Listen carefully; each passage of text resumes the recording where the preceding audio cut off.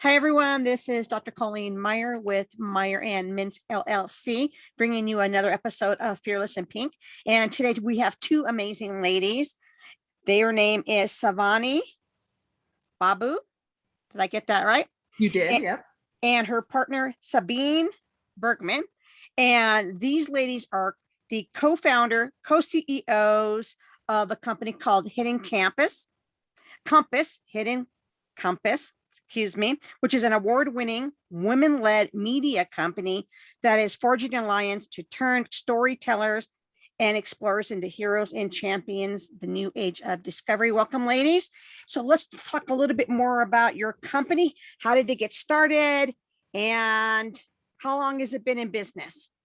Sure. Thank you for having us, by the way. We're excited to be here. Yes, I'll echo Sivani on that. Thank you for having us. And you are fearless with your pink background. We are fearless in yellow and in green, but we are fearless nonetheless. Nevertheless. Yes, indeed. Yeah, we both were on our own sort of freelance journalism journeys for a little while.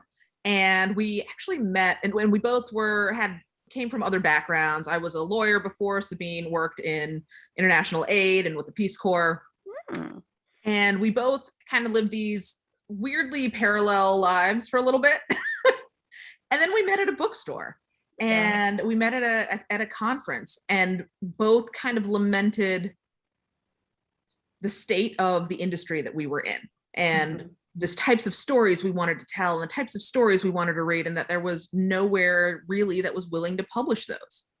Yeah, for context, this conference that we had met at was a conference for travel journalists. And Sivani and I think we were both very nerdy kids who had this, yellow National Geographic stacks in our rooms, and were super inspired by travel journalists who were going all over the world and showcasing people and stories and places that were unknown to so many of us. And so we were so inspired to go into travel journalism. We were at this conference, and a lot of these heroes of ours who had been publishing in big name outlets like National Geographic and Lonely Planet and BBC, we're talking about the golden age of travel journalism being over. And there was this kind of sense that the industry was dying, which was not what we had hoped for, of course. And Sivani and I were both very frustrated by this, because we felt like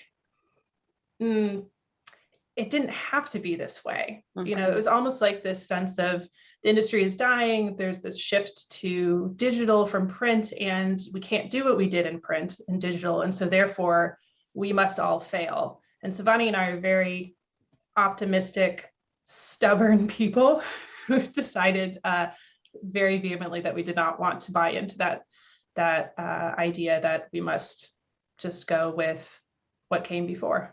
Right. And it was, we met at this conference. We spent about a year, we formed a writers group, and we spent about a year just kind of as colleagues and beating our heads against the wall about the same thing over and over again. And we hit this point where we had to decide whether we wanted to do what we wanted to do, or we wanted to leave the industry altogether. And for us, that became, no, we're going to create the place that we want to see. We're going to create the business that we're missing, the publication that we're missing. And it started as just a digital publication that we thought would be a side project while we had our freelance careers, and we continued to do that. And it quickly blossomed into a full-time job. And that's where we are now, is that it is our full-time business. It is our primary focus. And that for us was also a sign that we'd hit on something, because we put out a call for submissions for our first issue. And our biggest fear when we did that was that nobody would send us stories. We were an unknown, there were no past publications to look at, and our inboxes were flooded. And it was very clear that we weren't the only ones who were craving this. Yeah. And to answer your question, Colleen, you had asked about when this had all happened. So we founded Hidden Compass in 2017. And so right around August of 2017, just over 4 years ago, is when we were terrified of our inboxes because of the response. Right. You bring me back to when I was younger in high school and even maybe younger than that, you're looking at the National Geographic magazines. I loved them because, they're all glossy, but Yeah. but the pictures are amazing. The stories are amazing, but it introduced me to here, a young girl growing up in Southern California, to people and customs and beliefs, all over the world. Right. And it was, and it's sad to think that they thought that would go away. It is. I mean, and that's how we felt, right? Because we also had that reaction with National Geographic and Life magazine and Time and all of these big glossy magazines that showed us worlds beyond our own.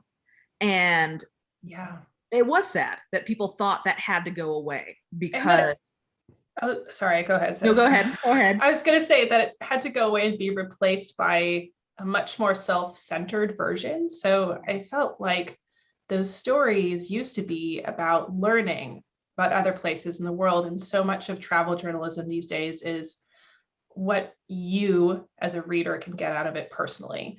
Right. And it just shifts the entire focus on you, which, to say nothing of the consequences of the places that we visit, is also just a lot of pressure as a traveler to go and have these epiphanies and these incredible photos and to hit the best places or the most life-changing places. And it doesn't work that way in real life. It's never that easy. Right. And it shouldn't work that way because when you travel according to a plan and a list and all of that, you miss out on great experiences that come from being open to discovering what's out there rather than having a checklist and having this conquest mentality of I need to do these things, otherwise this trip is not worthwhile. And so many of the great experiences that I've had traveling, and I know this is the same for Sabine, come from the things that we never expect, right? The things that happen when everything goes wrong and when we get to meet people that we never would have encountered otherwise, especially if we'd stuck to that itinerary and that list. It's interesting, to travel, there's, I think for me, there's two types, right? There's a travel where it's all set up, like you said, an itinerary, and this is where the tourists go. But there's that other part of it, that's where the people are at. And the people that live there and the people that's their culture. And my daughter, she's an anthropologist, so she studies culture and linguistics. And it's just fascinating to learn about how people learn, how people see the world, how they see their part in the global experience. Don't you agree? That's outside the tourist traps. Absolutely. Absolutely. And Sabine and I both grew up kind of exposed to that kind of travel. Mm-hmm. And for my family, it was going to India. So I was born and raised in the US, but my parents came from India and we still had family there. And so when we went, we didn't stay in hotels. We stayed with family and we lived with family. And so I had that exposure at a young age, and that very much influenced how I traveled as an adult. Yes. Yeah. And I'm sure your daughter, Colleen, understands what it's like to go in with this sense of curiosity because of her background in research. And that is I think that can really translate really well to travel when you go in not with, as you said, an itinerary or an expectation of how things are supposed to be, but more this sense of curiosity. And this is something that we have really embraced at Hidden Compass is, why do we exist? And there are a myriad of reasons why we exist, but one of them is to inspire curiosity and courage in people to go out into the world and be open to what could happen rather than to already kind of know what you want to have happen before you step foot on the ground. Right. What would a typical edition look like from your hidden compass? I don't know why I want to keep saying campus. Well, it's the learning experience. It's the academic in me. I keep thinking compass. Right. Yes. Yeah. We publish quarterly. We publish 4 issues a year, 5 stories per issue. We're very proud of every one of those stories. Publishing that quantity allows us to focus on the quality. And so in this last year, about 50% of our stories won awards for the best travel features in the country. And so we're very proud of those 5 stories that we publish in each issue. And we work very closely with our journalists, but we have 5 departments. So every story fits into one of those departments in every issue. And when we envisioned Hidden Compass, we wanted it to be a place for the stories that don't often get told in regular travel and exploration type publications. And so, we have a department called Chasing Demons, which is where we explore kind of the darker aspects of a place or a journey. And these are stories that are powerful, but they're not the stories that other magazines are willing to publish most of the time.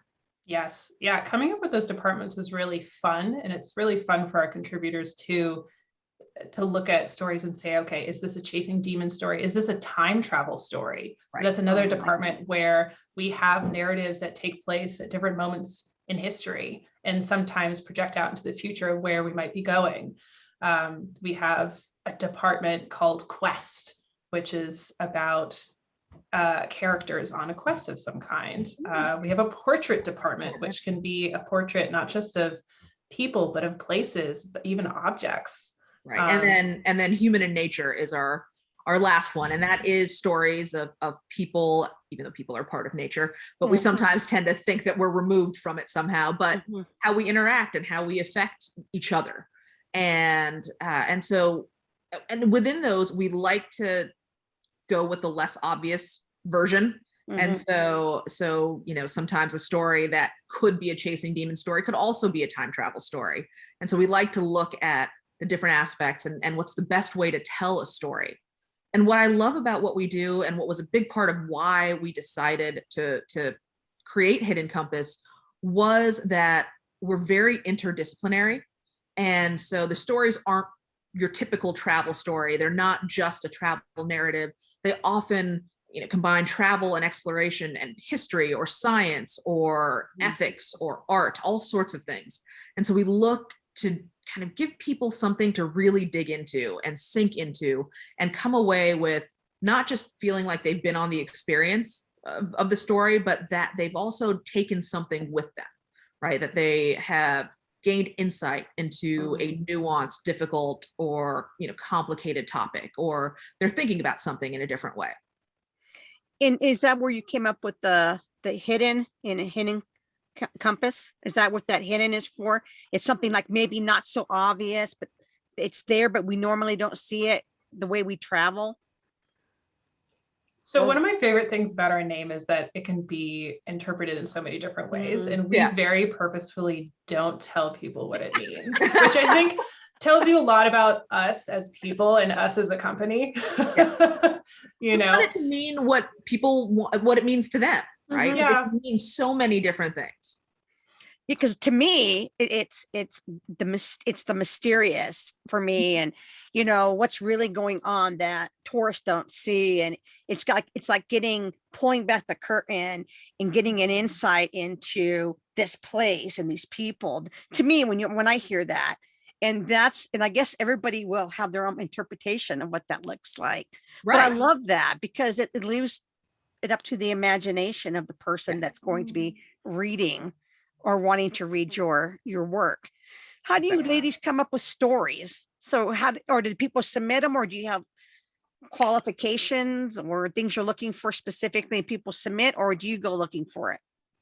We work with freelance journalists from around the world. They submit a story idea, a pitch, or a submission to us.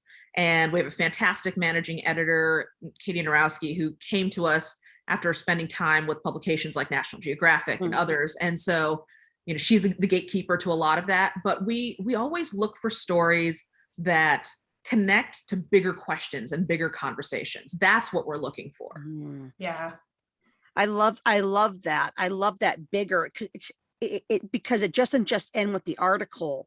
It becomes a talking piece or a piece of information you want to explore more. Yes. Yeah. I'll also add that we look for contributors who really want to lean into the partnership aspect of working with us as a publication. And so Hidden Compass is very different from most publications in that we really showcase and put a spotlight on each journalist and storyteller we work with. each have profile pages on our website, so you get to see their faces. They record videos where you can hear their voices and them talking about what drives them as storytellers. And then every story that we publish is now launched with a fundraising campaign where readers can contribute directly to the partnership between Hidden Compass and our contributors, and they receive 50% of the proceeds on top of their article pay, and the other 50% go back to us to allow us to publish the kind of weird and ambitious and global and nuanced stories that we publish. Now, when you guys think back, going back, and so you said, okay, we're going to start this magazine, Hidden Compass, and what have you learned, each of you, through this journey from where you began to where you are now? So much. That is such a good question. It is a great question. That we can't do everything, I think, is one of those things that I think a lot of cultures, startup culture, the American culture being some of them, kind of fetishize all-nighters, working weekends, and just really committing yourself in an almost obsessive way to a project, which I think is still a mark of will and devotion, but it also, to me, is a sustainability problem. You know, if you're running a business, you don't want to have to pull all-nighters all the time. You don't want to have to work weekends. And so it's how do we build the kind of business that we want to be with for the long haul, you know? And that's something that we've definitely, I think, both learned as a team. Yeah, I mean, I think there's some of that. And for me too, there's a bigger sort of understanding of what we're missing out on as a society, and in terms of the types of stories that we've been able to share over the last 4 years of publication, thinking about how so many of those stories would not have made it to light, and how much they have influenced other people, and how much we've learned from them, and how important they are. It has become very clear to me that there is a place for this kind of storytelling, that there is a desire to consume this kind of storytelling, to actually take it in on the other end, and that, you know, we may be the publication that's doing it this way right now, but that there's room for others, and there's room for others to be creative about their business model, and that's my hope for all of this, right? And that's kind of what I've taken with me over the last 4 years, is that there's so much more to be done, and I'm excited about where we're headed. Yeah. Are you guys looking to, in the future, instead of putting out the for a year, are you looking to expand that to maybe a monthly, or? Not at this point. We like the quarterly format. We like that it gives us the time that we want with each story to really make it shine and make it something that is going to go out and not just win awards, but it's going to be something that both the contributor and the publication are proud of. And so we certainly would never want to sacrifice that in an effort to get things out more often. I think we're open to things down the road, but at this point, we're not considering changing the frequency.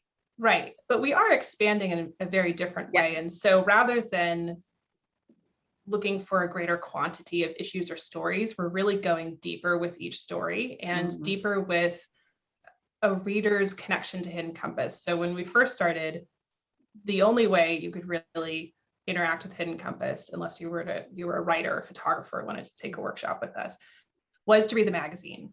And then there were these campaigns you could contribute to. And now there's a podcast where you can hear us interview the journalists behind stories that we published in the past. Now there's a speaker series. And in the fall, so it is the fall already, we're in September. In November, we're going to be launching a modern society of exploration, which we're really excited about. Think National Geographic Society of 1888, but reimagined for 2021 and beyond. So it's going to be more diverse, and it's going to be global and inclusive, and we're really, really excited about it. Yeah. Let me ask you this question.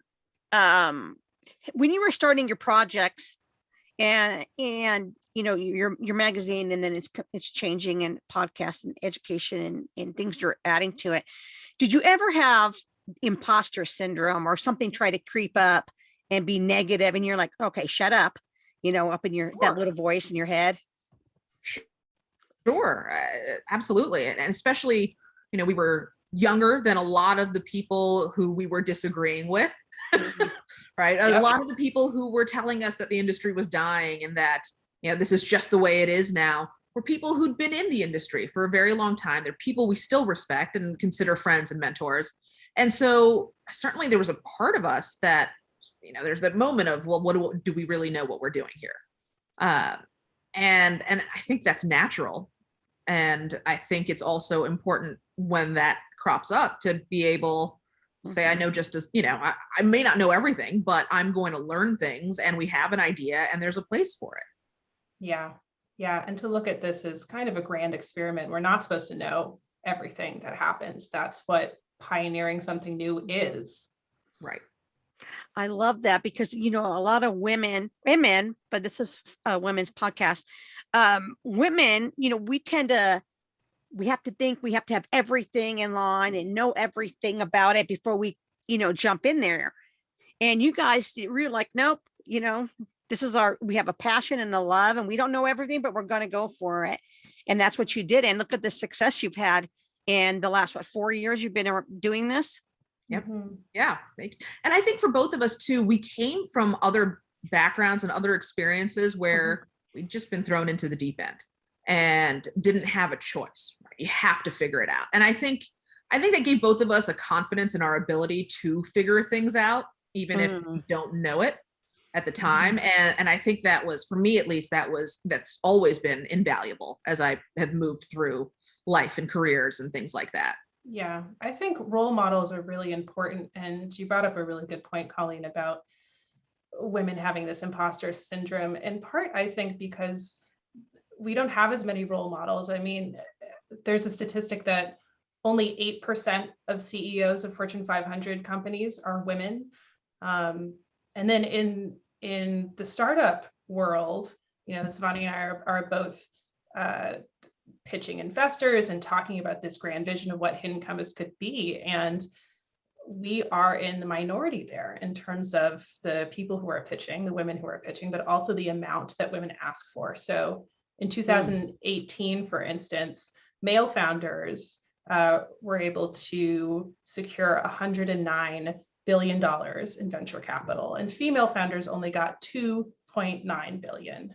And so that just shows this yawning distance between what women are able to fundraise and what men are able to fundraise. And I think that's a huge place of opportunity for female founders. Right. And it's easy to look at that and say, well, maybe there just aren't as many female founders. But then the question is why?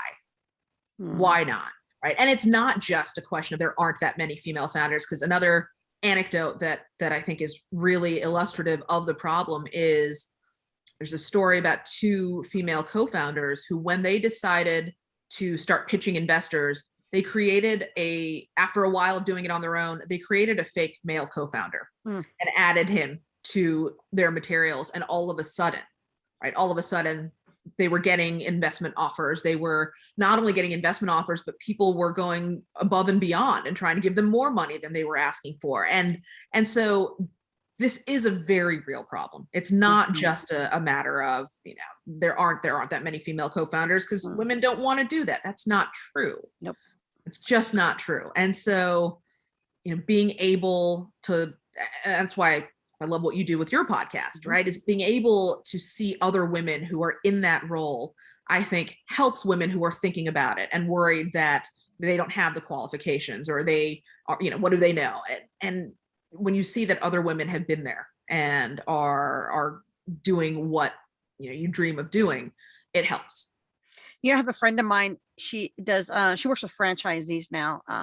She helps them with their, programs and their operations and all of that.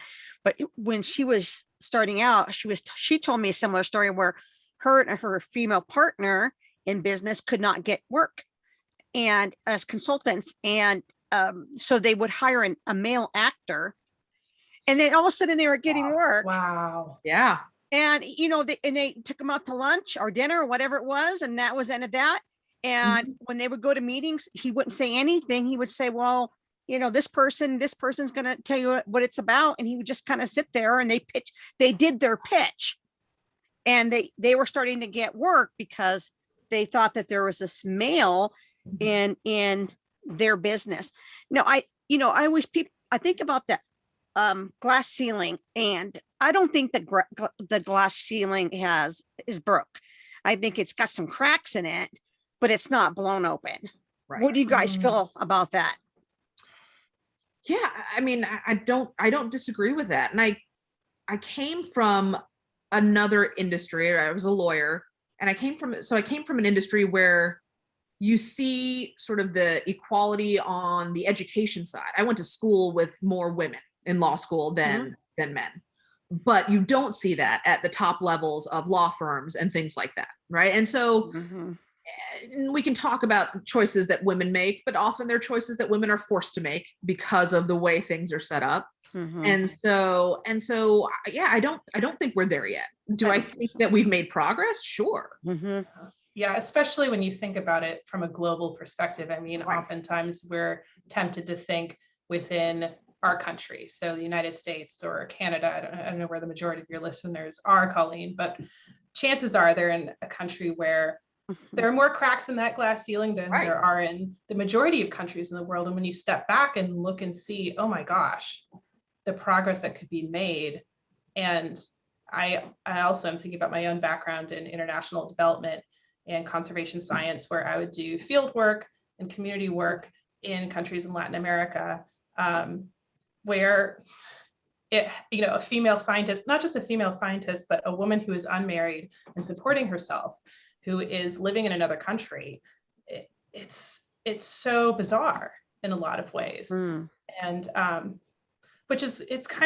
it's disheartening, but it's also heartening in that whatever project you're working on, you're like, just the fact that I'm here is kind of amazing.